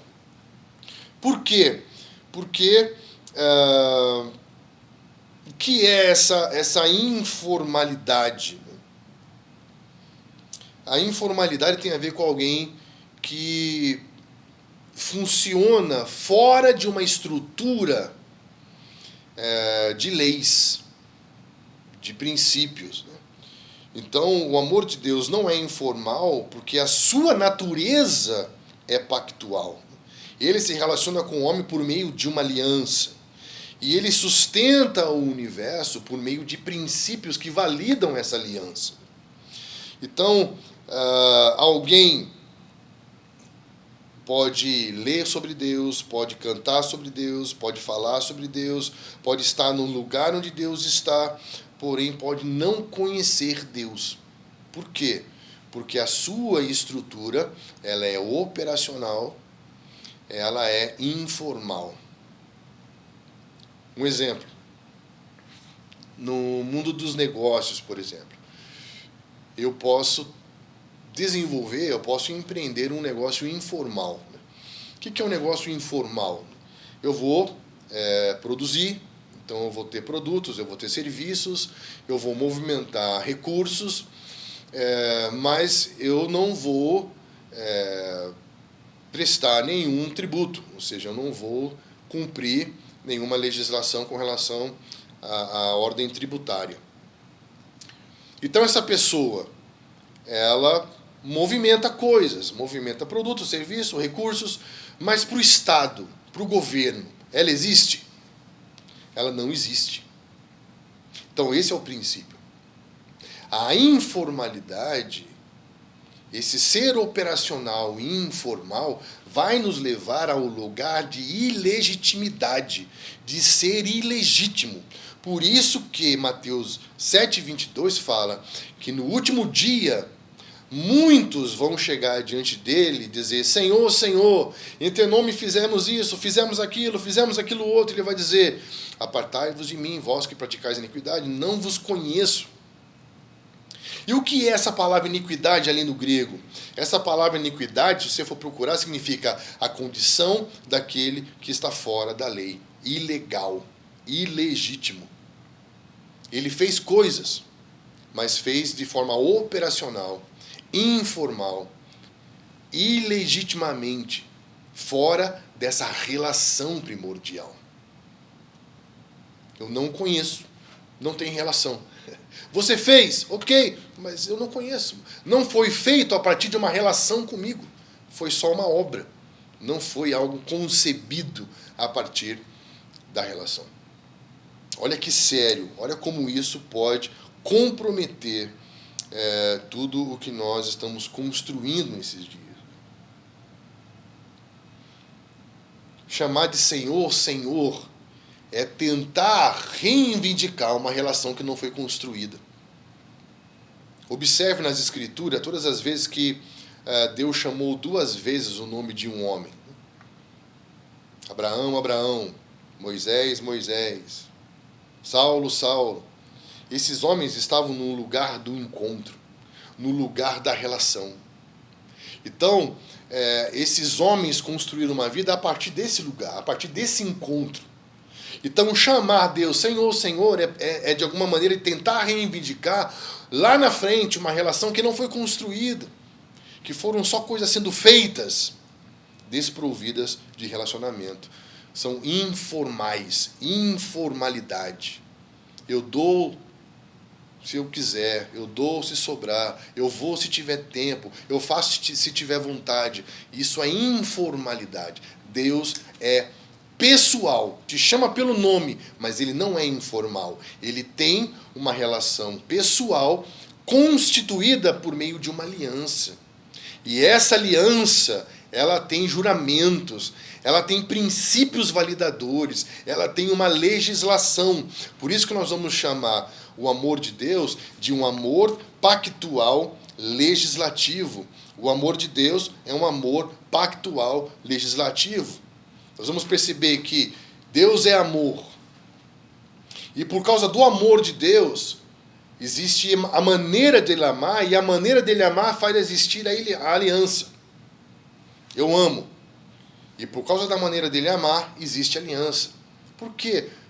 A aliança não é algo que foi criado por causa de um homem, mas é a expressão do próprio ser eterno de Deus. Deus é um Deus de aliança. A relação trinitária é pactual. E quando ele se relaciona a partir da sua própria verdade. E a sua própria verdade é: eu sou um com quem me relaciono. Eu sou inteiro, é tudo ou é nada. Olha que lindo isso. Então não tenha medo de ser inteiro nas relações. Não tenha medo de ser completo nas relações. Não deixe que os traumas do passado, as dores do passado te impeçam de ser inteiro nas relações, no tempo presente. Por isso que a fé, ela vai resolver as questões com relação ao passado, para que o amor lance fora o medo de sermos inteiros nas relações no tempo presente e vivemos uma viva esperança no futuro. Então Deus é um Deus relacional. Deus se relaciona por meio da aliança. E essa aliança, para existir, ela precisa de termos pactuais, precisa de leis, precisa de uma legislação, precisa de princípios validadores. Então, quando um rapaz ele declara o seu amor por uma garota e ele pede ela em casamento, então o amor ele vai ter que ser provado na aliança. E a aliança ela vai ter que ser validada no juramento, na lei. Aí ele vai e faz ali um compromisso diante da lei. Um compromisso baseado no juramento, os termos de direitos e deveres, os termos que falam dessa mutualidade.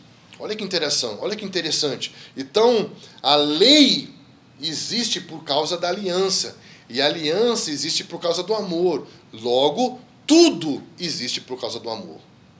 Deus tem uma maneira de amar, e Deus ama de forma legislativa. Segundo João, capítulo 6, ele vai dizer algo muito interessante. 2 João 6, né? É um capítulo só. 2 João 6. E agora, peço-te, não como se escrevesse mandamento novo, senão o que tivemos desde o princípio, que nos amemos uns aos outros. E o amor é este, que andemos segundo os seus mandamentos. Este mandamento, como ouviste desde o princípio, é que andeis nesse amor. Presta atenção nesse texto que nós vamos ler, de 2 João 6. Peço-te, não como se escrevesse mandamento novo. Presta atenção. Senão o que tivemos desde o princípio. Ele está nos mandando pensar o mandamento desde o princípio. Você quer entender a lei? Vamos pensar a lei desde o princípio. Então havia uma lei desde o princípio. Que nos amemos uns aos outros. Então qual é o mandamento? Que nos amemos uns aos outros. E o que é o amor? Que andemos segundo esse mandamento. O que é o mandamento? Que andemos no amor. O que é o amor? Que andemos no mandamento. Olha que interessante. Então a lei existe para validar a aliança, que existe como uma prova do amor de Deus. Então você vai perceber que o amor pactual da aliança, legislativo da lei. Isso vai nos salvar de uma tendência moderna que existe, do que nós chamamos de uma hiperafetividade global. Ou seja, o homem moderno é um homem extremamente afetivo, é um homem que sente, é um homem que deseja, mas não é um homem que assume compromissos, não é um homem do juramento. Estão entendendo? O amor está mais associado ao desejo, ao impulso do desejo, ao impulso da vontade, ao sentir, do que a lei, ao princípio, o compromisso com o princípio, um compromisso com a verdade. E isso é extremamente importante para organizar a nossa maneira de viver nesses dias. Então, por causa dessa natureza relacional, graciosa de Deus, nós vemos que uma aliança é firmada dentro da própria Trindade, como um compromisso de manter a salvo todo o desígnio e propósito relacional, segundo o próprio modelo trinitário. Você vai entender que a salvação nada mais é do que uma aliança que Deus firmou na eternidade, em manter a salvo o propósito relacional de todas as coisas, segundo o próprio modelo trinitário. Por isso que Apocalipse fala de um cordeiro que foi morto antes da fundação do mundo. Porque antes da fundação do mundo havia uma aliança, havia um compromisso do próprio Deus em se doar para manter a salvo todo o seu propósito relacional, segundo o modelo trinitário. Michael Horton, que é um teólogo americano muito interessante, ele diz: não fomos apenas criados e então recebemos uma aliança. Fomos criados como criaturas da aliança. Como criaturas da aliança por natureza. Cada pessoa tem um relacionamento com Deus. Então ele está falando que nós precisamos começar a construir agora essa relação com Deus, não mais a partir apenas da informalidade, mas entender que há uma pactualidade nessa relação com Deus. Mas como funcionaria a nossa relação com a lei? Esse é um tema muito discutido, muito debatido, e eu queria tentar pensar aqui com vocês de uma forma bem prática e agregadora dentro de tudo que está sendo construído aqui. Qual seria essa estrutura da lei? Como que essa lei funciona, né? Então, se a lei existe por causa da aliança, e a aliança existe por causa do amor, e tudo existe por causa do amor, né? Essa legislação de Deus, ela existia desde o princípio. Quando nós olhamos para Gênesis, a pergunta é: existia ali já a lei? Ou a lei ela passou a existir só com Moisés? Existia uma legislação ali no Éden? Se Deus tinha uma aliança com o homem, certamente existe uma legislação. Por quê? Porque é necessário que haja princípios, que haja uma legislação que vá validar o pacto como uma prova do amor. Então, quando você olha para o princípio, você vai perceber que existe legislação. E aí o que nós vamos ter que observar é não olhar a legislação dentro de uma generalidade, ou seja, de forma genérica, como tudo é lei e lei é tudo. Entender que a lei existe dentro de uma estrutura, dentro de uma dinâmica. Dentro da apostila, nós vamos colocar ali um gráfico para que você possa visualizar. E depois vamos mandar também na nossa linha de transmissão, nos nossos grupos, se você não conseguir visualizar muito bem, né, que existe uma estrutura dentro da lei. E nós, baseados num gráfico ali que você vai ver todo o livro de Deuteronômio, os termos mais comuns, em que aparecem mais vezes juntos na Torá, na lei, é mandamento, estatuto e juízos, né? São 3 expressões da lei que vão aparecer várias vezes juntas, né? E isso pode não ser uma coincidência, pode ter uma estrutura lógica dentro dessa dinâmica. Quando nós olhamos para o mandamento ele tem muito a ver com aquilo que o homem tinha que fazer. Tinha a ver com o ensino daquilo que o homem tinha que fazer. Por isso que muitas vezes a lei está associada ao ensino. Então o mandamento tem a ver com o homem que é ensinado e ele sabe agora aquilo que ele tem que fazer. Só que o que nós vamos perceber é que dentro dessa relação de amor, Deus provê e dá condições necessárias para que o homem possa fazer tudo o que ele tem que fazer. Por isso que Deus abençoou o homem. Primeiro ele abençoa e depois ele fala o que o homem tem que fazer. O que é abençoar? Dar condições que o homem faça o que ele foi chamado para fazer. E abençoou o homem e disse: seja fértil, multiplique, encha, sujeite e domine. Primeiro ele abençoa, o amor provedor. Depois ele dá o mandamento. Então o homem tem um mandamento, mas ele tem todas as condições para cumprir o mandamento de Deus. Lindo isso, né? Deus dá um mandamento do matrimônio, mas Deus cria a mulher. Deus dá a ele um lugar de recursos. Então, Deus abençoa, Deus provê e dá um mandamento, condições para que se cumpra o princípio, para que se cumpra aquilo que foi ensinado. Então, o que é o outro aspecto? O estatuto. O estatuto, ele tem a ver com algo a ser cumprido, no sentido de um fator de segurança, um fator de proteção. Ou seja, o estatuto é aquilo que vai preservar a integridade da relação. Eu estou cumprindo o mandamento e eu tenho estatutos, eu tenho limites. Deus estabelece limites que vão preservar a integridade da relação, que vai preservar a relação. Limites tem a ver com proteção, tem a ver com segurança. Então o homem estava seguro dentro de um lugar chamado relação com Deus. Éden significa delícias, prazer. Então o homem estava dentro de um lugar prazeroso, protegido pela relação. Então a relação com Deus protege.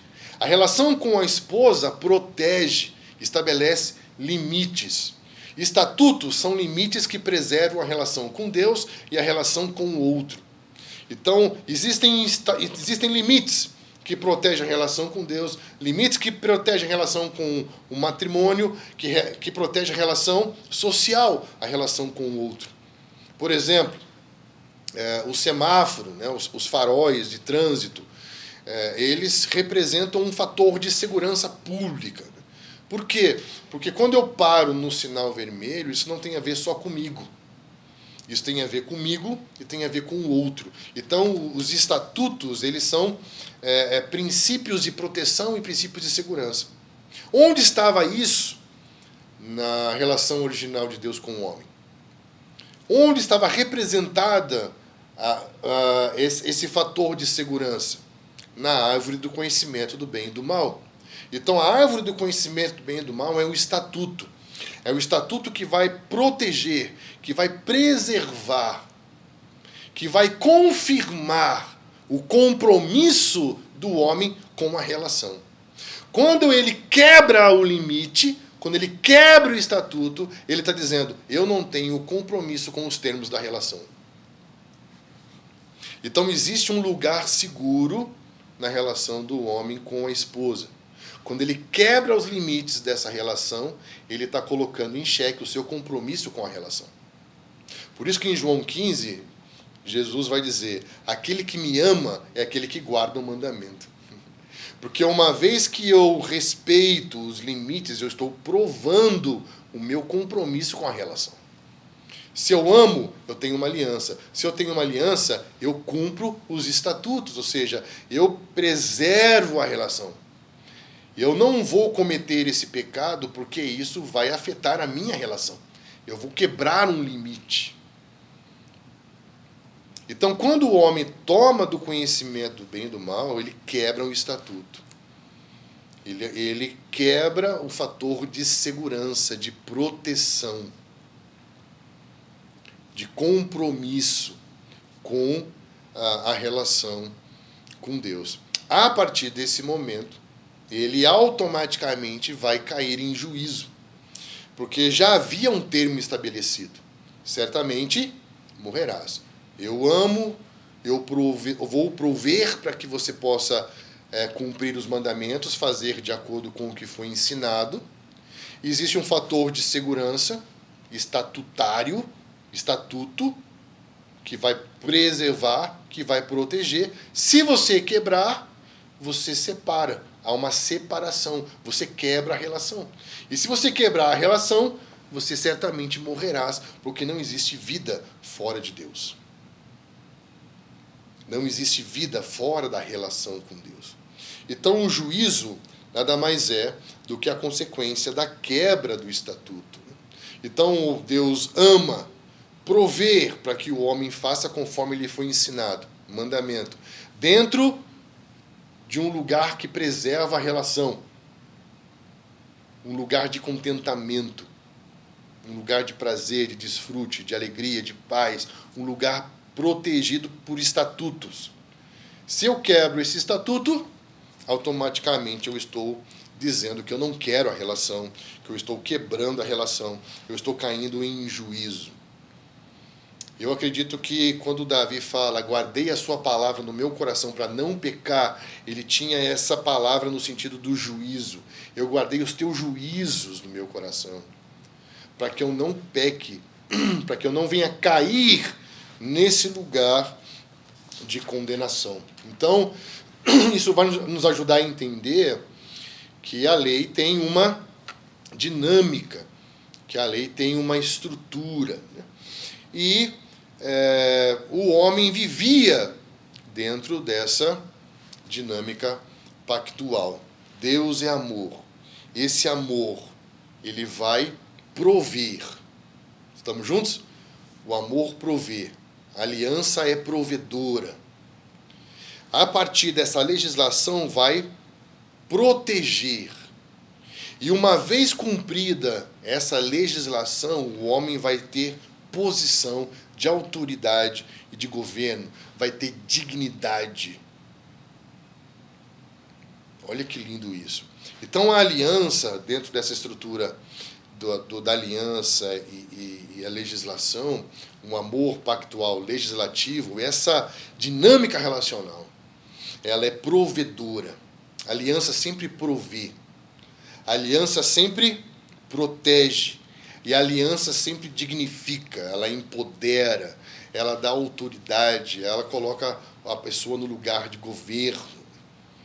É muito comum, nós vemos em tempos de eleição, por exemplo, as pessoas fazerem alianças. Por quê? Porque vão ser providos naquilo que lhe falta, ou vão ser protegidos, ganhar poderio, né, no confronto, ou vão de alguma maneira ganhar posição, ganhar autoridade, né? Então, é muito interessante pensarmos como essa dinâmica da aliança vai mudar também a nossa maneira de ver a vida. Quando nós falamos na aula passada que estamos caminhando para andar por fé rumo a uma nova visão de mundo, você vai vendo como vamos ganhando mais luz na nossa percepção da realidade. E olhar que todos os homens das Escrituras avançaram a partir desse relacionamento de aliança, de um amor pactual legislativo. Davi, por exemplo, quando olhou para Golias, né? Qual foi a leitura dele? Quando a gente está num momento de dificuldade, qual é a lente a partir do qual eu vou ler essa dificuldade? Davi olhou para Golias e a leitura dele passou pela lente da relação que ele tem com Deus. Porque ele fala, eu tenho uma relação com Deus. Deus provê em mim capacidade. Deus provê em mim força que me fez vencer um leão, me fez vencer um urso. Deus me protege. Deus me deu autoridade para chegar até aqui. Não foi por causa da aprovação de homens ou de pessoas, mas por causa da relação de aliança que eu tenho com Deus. E ele diz, quem é este incircunciso? Incircunciso é aquele que não tem aliança. Então ele olha para ele, não tem uma aliança, eu tenho uma aliança. Então eu entendo que há recursos nessa relação com Deus, de provisão, de proteção, de autoridade. Isso vai nos dar uma nova percepção da vida, uma nova percepção do mundo. Que Deus possa nos ajudar a avançar nesse princípio. Nós vamos continuar na próxima aula falando sobre a revelação progressiva da graça por meio da história e por meio das inúmeras alianças que ele fez, das 7 alianças que Deus fez até chegar ao seu pleno cumprimento em Cristo na nova aliança. Mas o que eu gostaria de compartilhar com vocês nessa aula é como esse caminho do saber passa pelo amor, né? Como buscar pelo amor vai nos levar até esse Deus que é relacional, vai nos levar até esse conhecimento que é relacional, vai nos levar até uma visão de mundo que é relacional. Porém, não são relacionamentos informais, são relacionamentos pactuais, relacionamentos que comprometem tudo de todos. O amor compromete tudo e de todos. É um amor baseado em princípios, um amor baseado em verdades fundamentais, um amor que vai nos colocar num lugar de provisão, de proteção, um amor que vai nos colocar num lugar de autoridade. Essa era a grande chave da igreja do primeiro século.